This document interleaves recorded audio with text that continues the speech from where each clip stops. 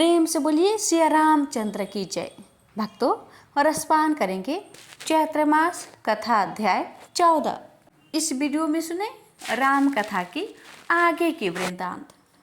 अंगद के जाने की बहुत देर बाद तक रावण की सभा में सन्नाटा छाया रहा, जिसने रावण को आंतरिक वेदना से भर दिया।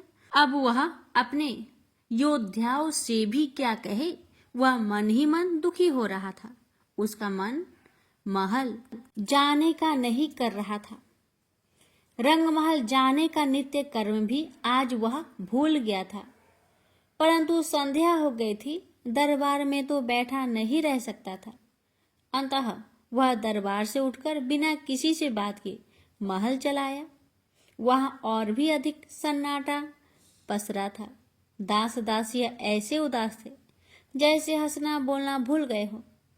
रावण मंदोदरी के सामने पहुंचा तो थमकर खड़ा रह गया। उसकी दशा व्यथित करने वाली थी। आंसुओं से उसका मुख गीला था, केस अस्त व्यस्त थे। रावण समझ गया कि दिरांतक की मृत्यु का समाचार उसे मिल गया है और माता की ममता उसे सता रही है। मंदोदरी के नेत्रों में आंसू बह रहे थे। उसने रावण के सामने हाथ जोड़ दिए। रावण पहले ही खिन्न था, अब उस मूर्ख स्त्री के प्रवचन सुनने होंगे। अतः उसने मुख मुद्रा कठोर कर ली और अहंकार का आवरण पुनः तेजमय कर लिया। मंदोदरी रोते हुए उसे समझाकर विनय करने लगी, हे स्वामी, हठ की भी कोई सीमा होती है। सत्य को स्वीकार कर लीजिए।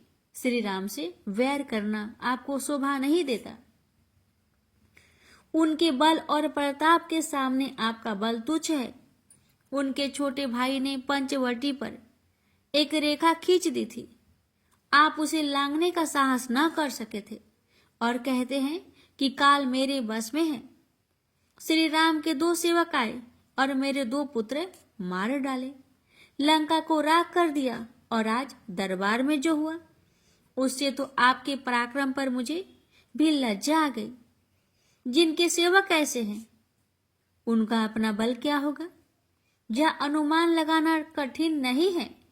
आप उन्हें मनुष्य कहते हैं, क्या उनके सुकृत्य उन्हें मनुष्य कहते हैं? सीता स्वयंवर में शिव धनुष को सहज में तोड़ दिया, जबकि आप उसे सूत भर भी हिला ना सके। यह आपका बल है। सीता का हरण छल से करके लाए, यही आपका प्रताप है। खरदूषण आपसे कम बलवान थे, अकेले राम ने उनका सेना सहित वध किया, फिर भी आप उन्हें मनुष्य ही मानते हैं। 21 बार धरती को दुष्टों से रहित कर देने वाले भगवान परशुराम भी उनके समक्ष नत हो गए और आप उन्हें मनुष्य कहते हैं। रावण का खिन्न मन और भी दग्ध हो गया। अपमान से उसका मुख कौलांत हो गया, परंतु वह कहे क्या? मुंह से बोलकर अपना पराक्रम सिद्ध करने का समय नहीं था। अब तो रण में ही वह इस बात को सिद्ध करेगा कि उसके बल के सामने राम का बल कुछ भी है या नहीं। तभी मंदोदरी की कतरनी बंद होगी। आज के अपमान को वह मदिरापान के द्वारा भूल जाने का प्रयास कर रहा था। इधर श्री राम ने अंतिम विकल्प अर्थात युद्ध की भी सभी तैयारी कर ली थी।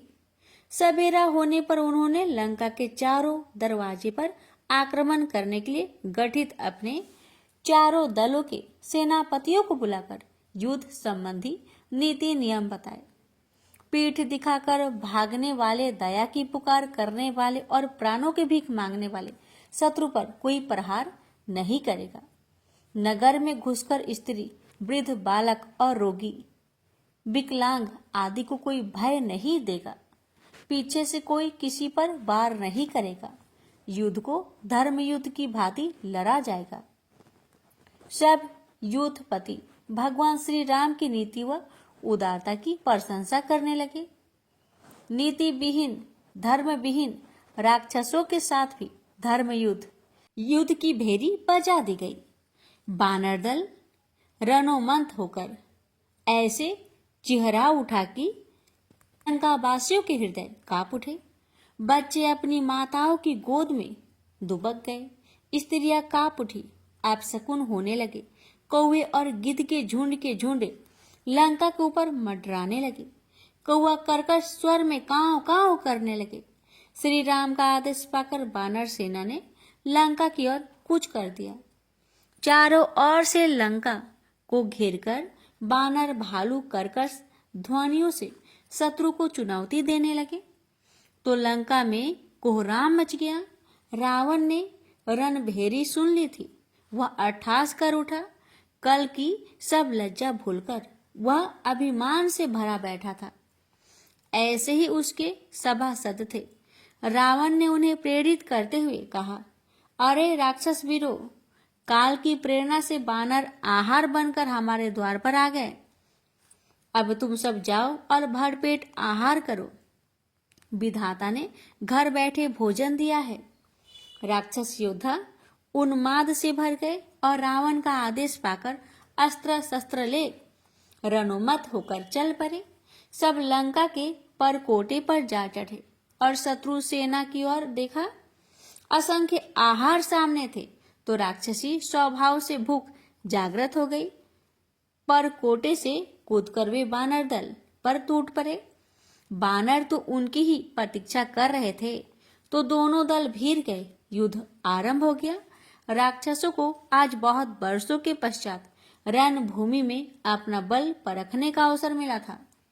जिन बानरों को वह आहार समझ रहे थे वे आहार ही नहीं थे बल्कि मृत्युदूत थे। रणभूमि तनिक ही देर में शवों से भर गई। कांटे हाथ पैर सिर धड़ आदि रक्त में डूबे पैरों तले कुचले जा रहे थे। श्री राम की सेना का उत्साह देखते ही बनता है। दोपहर होने तक राक्षसों का उत्साह ढीला पड़ गया और बानरों के पराक्रम ने उन्हें भगाने पर विवश कर दिया। वे परकोटे पर चढ़ते तो वीर बानर उन्हें पैर पकड़कर खींच लेते और अपने तीखे नाखूनों से फाड़ डालते। रावण ने अपनी सेना को विकल देखा तो उसने ललकार कर अपने योद्धाओं को चेतावनी दी कि जो भी युद्ध में पीठ दिखाकर भागेगा उसे रावण अपने हाथों से मृत्यु दंड देगा। दोनों और मृत्यु जानकर राक्षस योद्धा प्राणों का मोह त्याग कर युद्ध रत हो गए। पश्चिम द्वार पर बड़ा घमासान युद्ध हो रहा था। महाबली हनुमान और मेघनाद वहां भीड़ गए थे। मेघनाद अतुलनीय योद्धा था और द्वार टूटने नहीं दे रहा था। हनुमान ने यद्यपि उसकी सेना को व्याकुल कर दिया था। हनुमान उसके पराक्रम को सराह रहे थे। बहुत समय पश्चात जोर का शत्रु मिला था। युद्ध प्रियता ऐसी ही होती है। तभी उन्हें संदेश मिला कि मुख्य द्वार पर रावण ने बानर सेना को व्याकुल कर दिया है। तो क्रोध में भरकर उन्होंने मेघनाद पर गदा का भीषण प्रहार किया। रथ का विध्वंस हो गया और मेघनाद रथ से कूद गया तो हनुमान ने लात मारकर उसे दूर उछाल दिया। मेघनाद को मूर्छा आ गई। हनुमान मुख्य द्वार की ओर आ गए। वह अंगद बड़ी वीरता से लड़ रहा था, परंतु रावण के आह्वान पर प्राणपण से लड़ रहे राक्षस भारी पड़ने लगे। युद्ध में जिसने प्राणों का मोह तज दिया वह योद्धा बहुत भीषण हो जाता है। ऐसे ही राक्षस हो गए थे। अंगद ने हनुमान को आते देखा तो उनका उत्साह बढ़ गया। अब राक्षस भयभीत होने लगे। रावण के सेनापति अकंपन और अतिकाय नाम के मायावी राक्षस थे। जब युद्ध में अपनी हार होती जानी तो माया करने लगे। माया से घोर अंधकार कर दिया।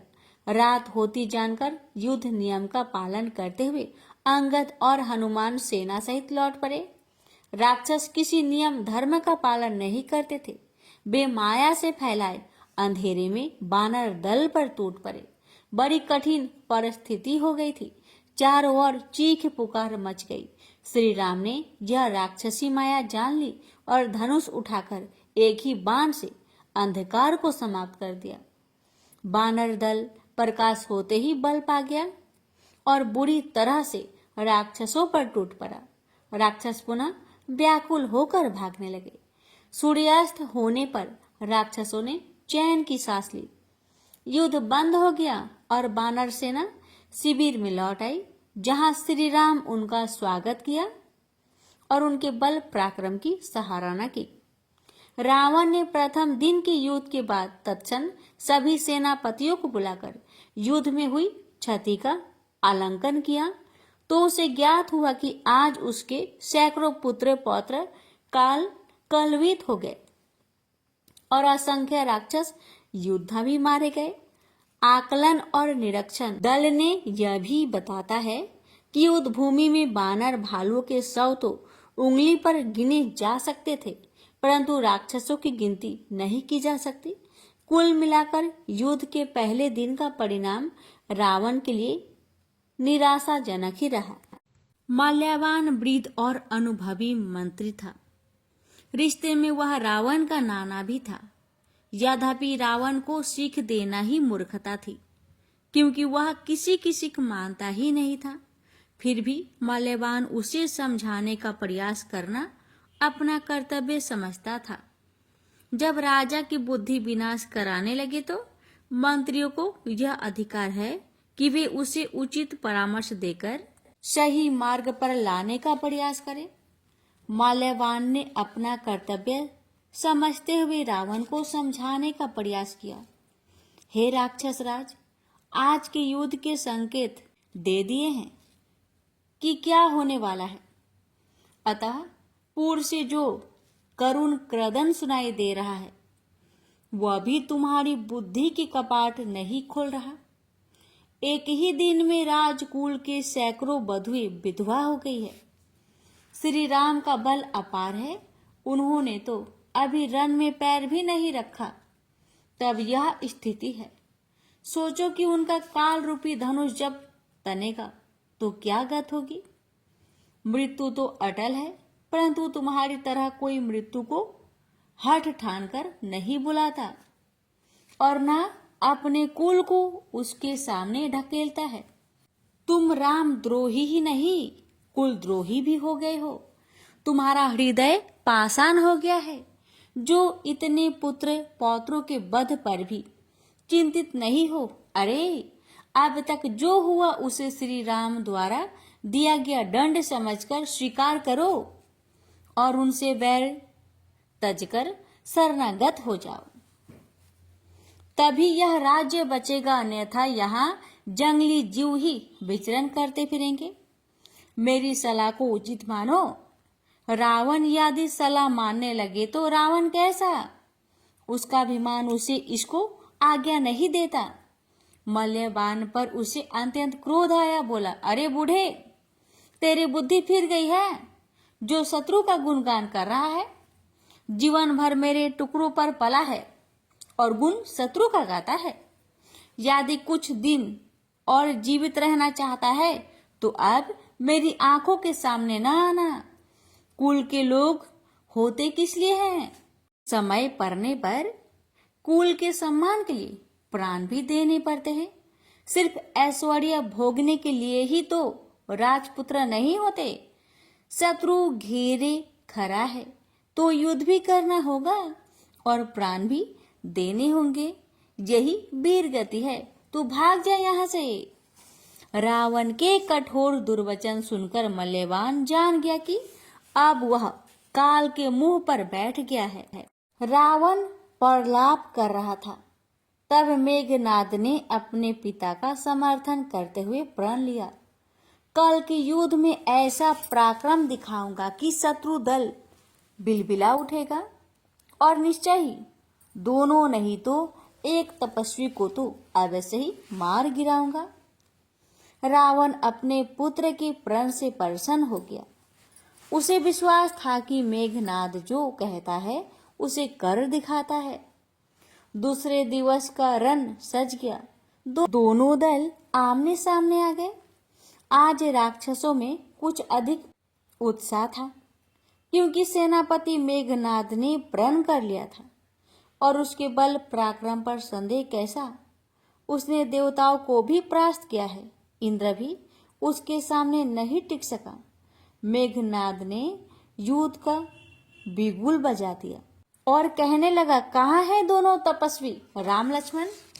इन जीव जंतुओं को युद्ध में भेजकर स्वयं शिविर में बैठ मान बड़ाई कर रहे हैं। मैं भी तो देखूं कि उनमें कितना बल है। मेघनाद की यह ललकार सुनकर हनुमान को क्रोध आ गया और बोले, अरे ओ मेघनाद, व्यर्थ गाल बजा रहा है। कल तेरा पराक्रम कहाँ चला गया था, जब तू प्राण बचाकर मेरे सामने से भागा था? तब से अब लौटा है। तेरे जैसे तुच्छ के लिए प्रभु श्री राम को धनुष उठाने की आवश्यकता नहीं है। तुझे तो उनके हम जैसे तुच्छ सेवक ही संतुष्ट कर देंगे। तुम पिता पुत्र को लज्जा नहीं आती? पिटते जाते हो, फिर भी शूरवीर बनते हो। आज तुम इस रणभूमि से जीवित नहीं लौटोगे। इतना कहकर हनुमान दांत किटकिटाकर उस पर चढ़ दौड़े। मेघनाद हनुमान के वेग को बाणों से रोकना चाहता था। उसने एक हाथ असंख्य बाण छोड़ दिए, जिनमें से कुछ तो हनुमान को लगे और शेष ने वानर सेना का संहार किया। हनुमान के लिए तो वे बाण केवल चींटी काटने जैसा आभास देते थे। अब वे भी राक्षसों को चून चून कर मारने लगे। युद्ध बड़ा भीषण हो रहा था। शिविर में श्री राम, लक्ष्मण और विभीषण विचार विमर्श कर रहे थे।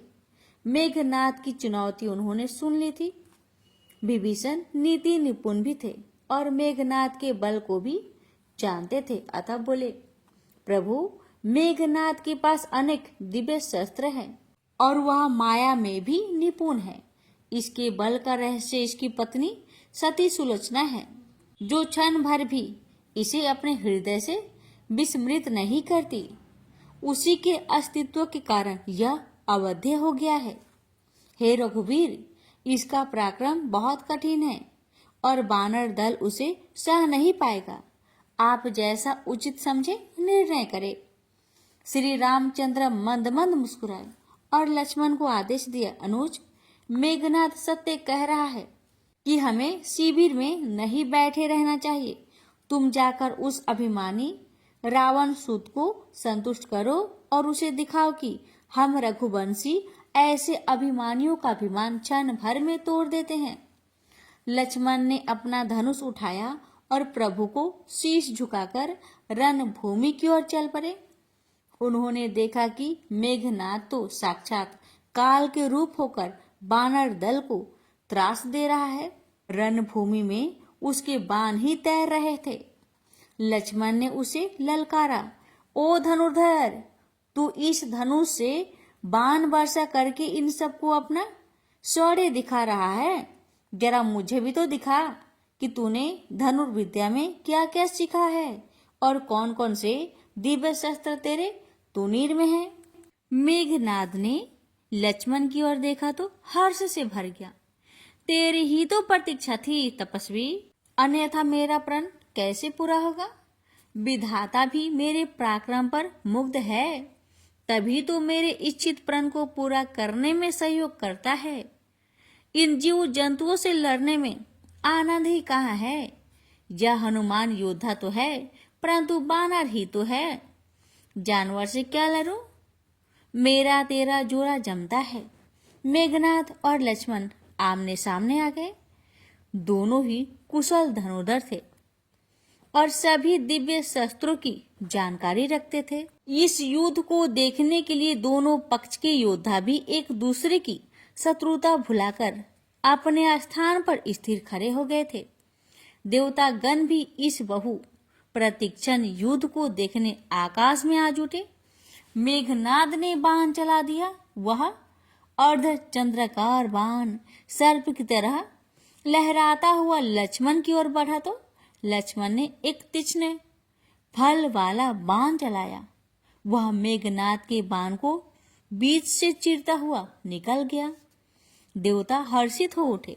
मेघनाद अनेक तरह से दिव्य शस्त्र चलाता रहा, परंतु सौमित्र लक्ष्मण उन सबको काटते रहे। इधर हनुमान और अंगद इस युद्ध का पूरा लाभ उठाते हुए राक्षसी सेना का संहार कर रहे थे। राक्षस उनके प्रहारों से व्याकुल होकर भाग रहे थे। मेघनाद को लक्ष्मण ने ऐसा उलझाया है कि वह या तो अपने प्रण को पूरा करे या अपनी सेना का बचाव करे।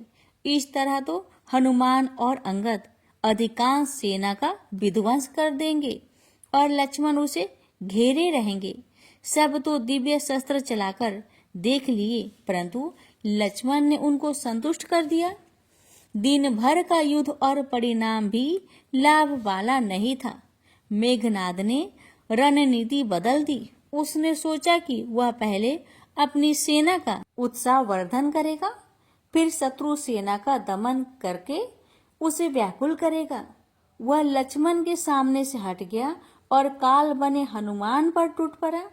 उसने हनुमान को विचलित कर दिया तो हनुमान ने क्रोध में भरकर एक विशाल शिलाखंड उस पर दे मारा, जिसे उसने एक बाण से खंड खंड कर दिया। प्यारे भक्तों, राम कथा की आगे की वृत्तांत इसके आगे की वीडियो में अवश्य सुनिएगा। प्रेम से बोलिए जय श्री राम।